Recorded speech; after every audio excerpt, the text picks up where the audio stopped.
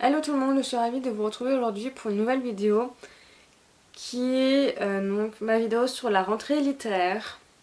Donc pour commencer, cette vidéo va se dérouler en deux parties. Donc je vais d'abord vous présenter un petit peu ce que c'est la rentrée littéraire en quelques mots, en quelques chiffres, où je vais vous présenter un peu quelques documents que vous pourrez aller voir pour voir des titres, pour avoir des avis différents, etc. Et la deuxième partie où je vais vous présenter moi mes 4 livres qui m'ont le plus plu en cette rentrée littéraire.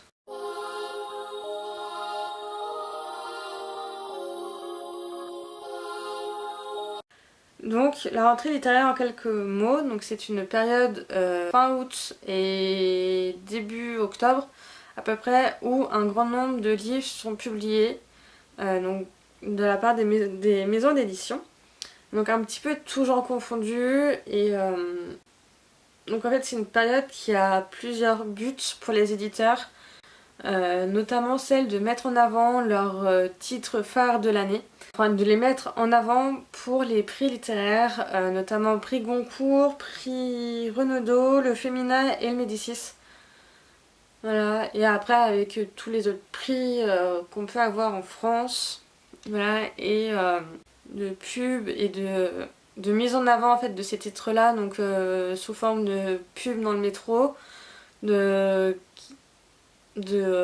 mise en avant donc dans la presse, voilà, que ce soit à la télé par exemple avec donc par exemple de la Grande Librairie donc de François Bunel, ou alors à la radio, voilà, donc sur France Inter par exemple, ou dans la presse, voilà, dans le magazine Lire, dans d'autres magazines, et aussi donc une mise en avant auprès des journalistes, auprès des libraires, auprès des bibliothécaires, des booktubers, etc.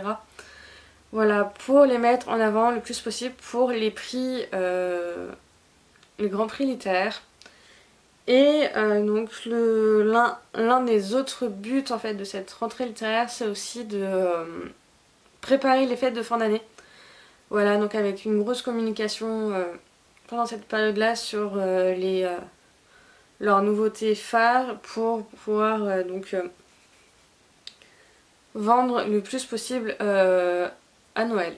Voilà, et enfin pour les fêtes de fin d'année. Donc c'est vraiment voilà, pour préparer donc les prix littéraires, les fêtes de fin d'année et tout ça. Donc c'est une période assez importante en librairie et dans le monde du livre. Donc moi c'était la première vraie rentrée littéraire que je préparais en fait. Enfin c'était la première que je préparais vraiment.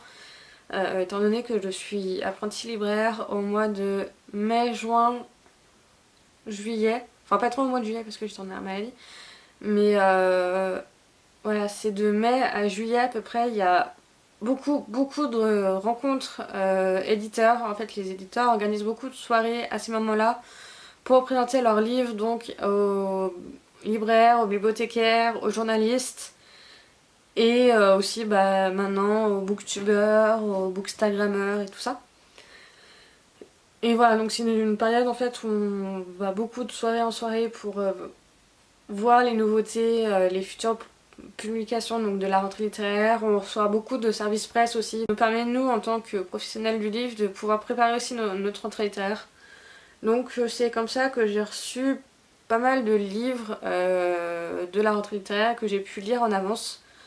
Donc j'ai eu les livres donc, de chez Belfond, j'ai eu Sarbacane, l'Iconoclaste, j'ai eu aussi les livres du collectif, donc Anne Carrière, Force Vulcain, et j'ai aussi reçu quelques services presse donc de chez Albin Michel et du Seuil, il me semble. Voilà, et donc j'ai pu me faire ma propre idée de certains des titres de la rentrée littéraire de cette année. Et maintenant je vais vous présenter un petit peu quelques chiffres voilà, de la rentrée littéraire pour que vous puissiez comprendre l'évolution, etc.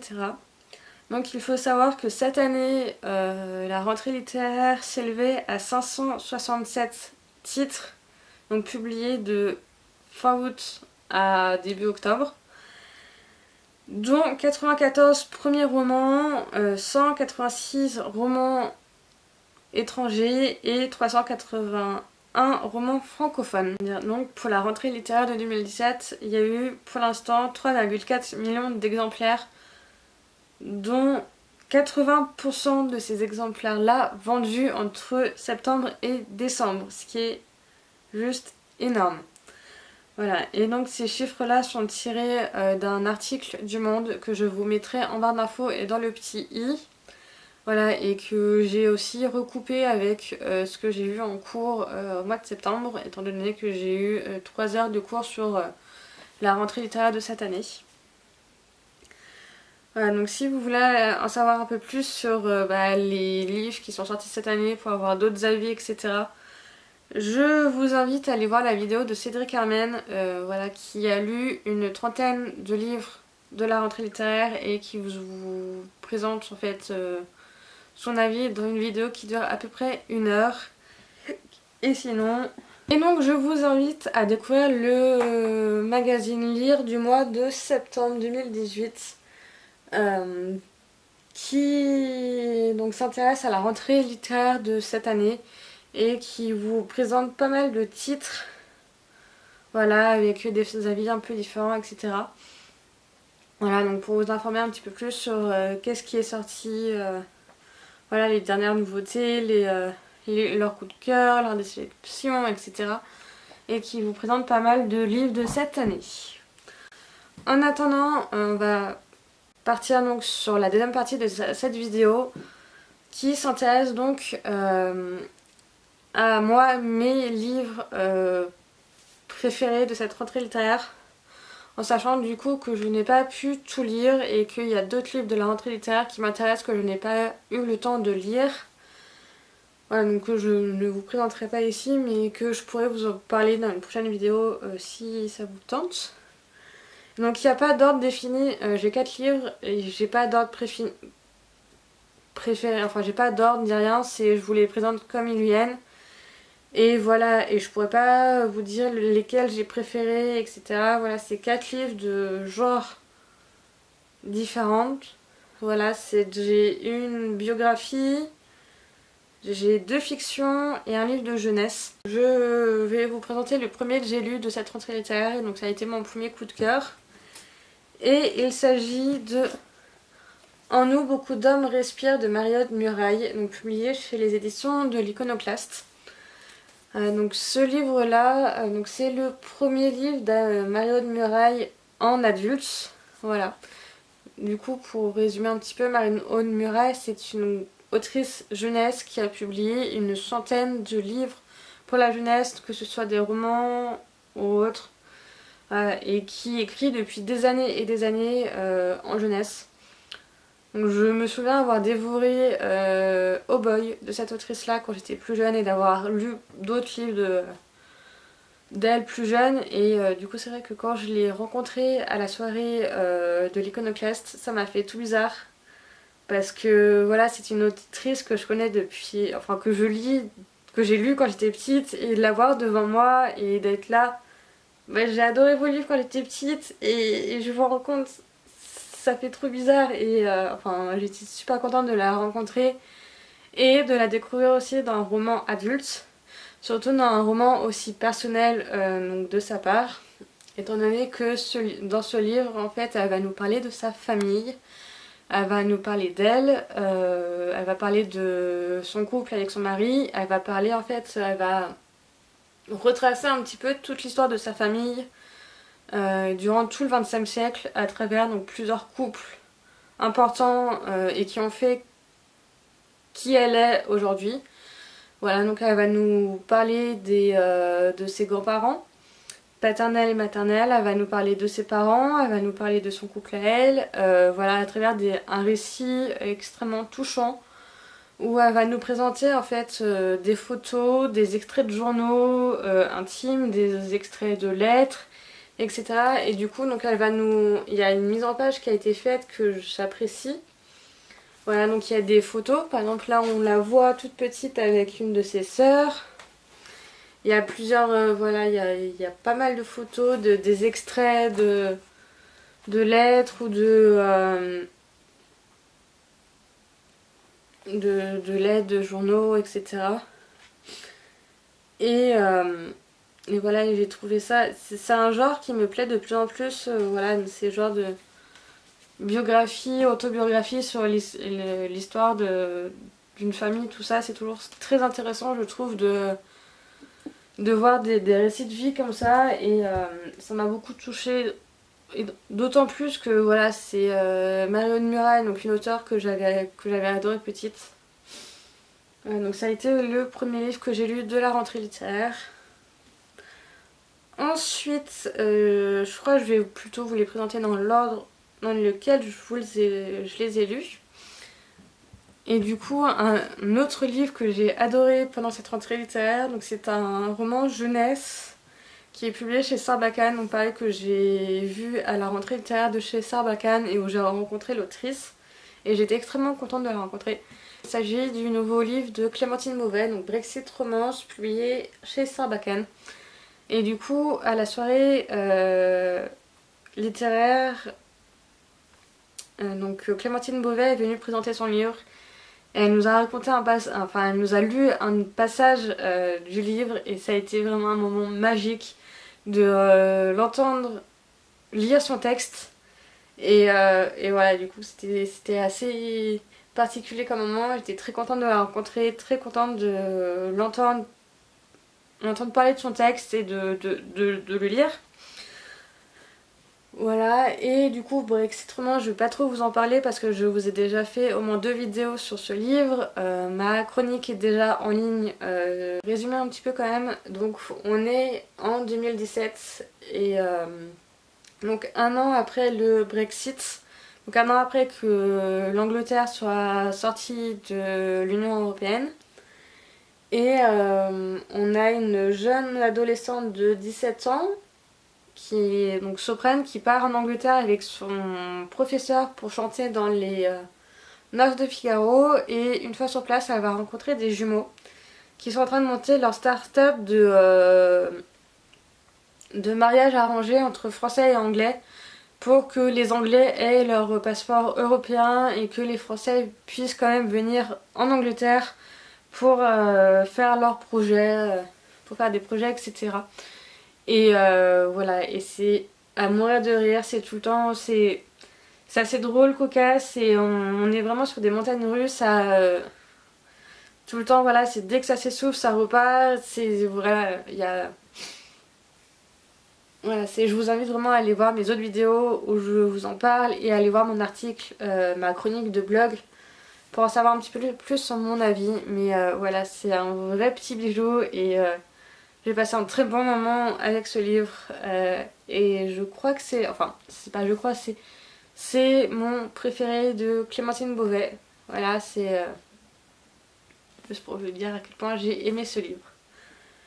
Après, j'ai lu un livre dont on entend beaucoup parler en ce moment. Il y a beaucoup de pubs à Paris pour ce livre dans le métro. Enfin voilà, il est dans tous les métros parisiens. Il a eu le prix Fnac il y a pas longtemps. Il était dans la première sélection du prix Goncourt et je suis très déçue qu'il soit pas dans la deuxième sélection. Il est dans la deuxième liste du prix Renaudot et je suis très contente de ça puisque ça a été l'un de mes...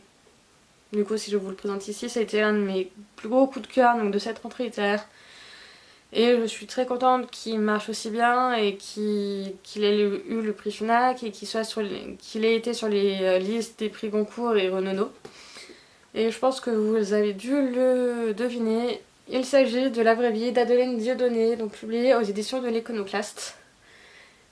Et ce livre, c'est une véritable claque. C'est un livre vraiment très beau, très dur à lire. Moi, il y a une scène, ça fait 2 mois, je crois, que je l'ai lu. Et il y a une scène qui me reste en mémoire et qui va me rester longtemps, je pense, en mémoire, tellement elle est dure, elle est horrible. Et ouais, et donc c'est l'un des livres qui m'a le plus marqué quand j'étais aux soirées éditeurs, du coup les auteurs et les éditeurs nous présentaient leurs livres. Je crois que c'est l'un de ceux qui m'a le plus marqué en fait pendant ces soirées-là. Voilà, l'auteur en fait a repris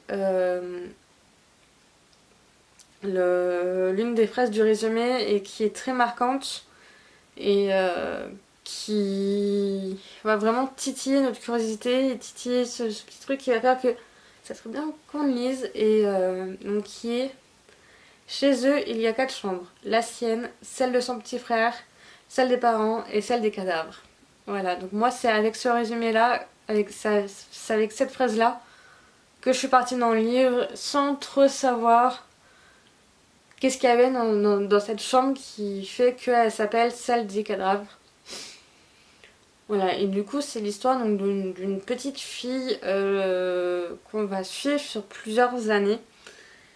Et qui vit un petit peu dans une famille dysfonctionnelle, donc avec un père assez violent, assez dominateur, une mère qui est complètement effacée, soumise à son mari, et son petit frère qui a été traumatisé par un événement au début du roman.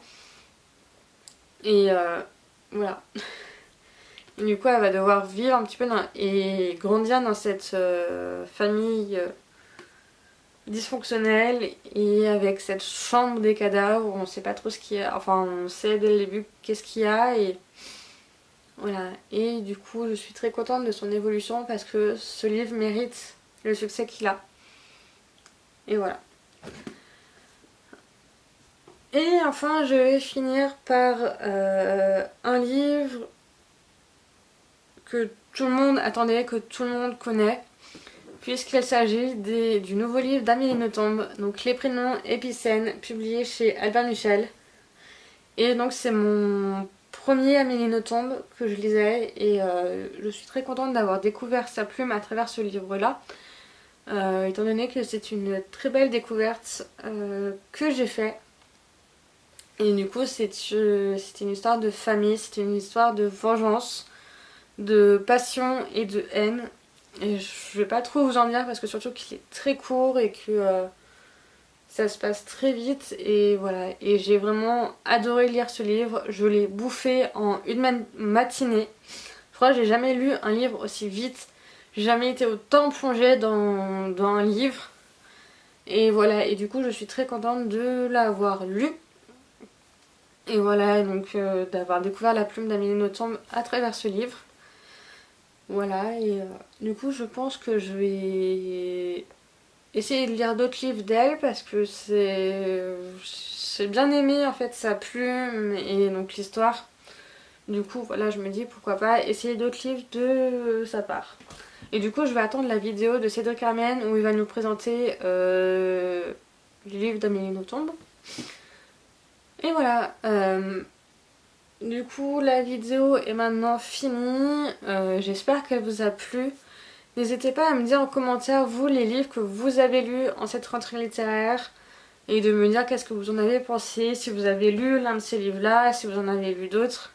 Dites-le moi en commentaire et je serais ravie de discuter avec vous donc de cette rentrée littéraire, voilà, des livres qui vous ont plu. Et je vous dis à bientôt dans une nouvelle vidéo. Bye bye.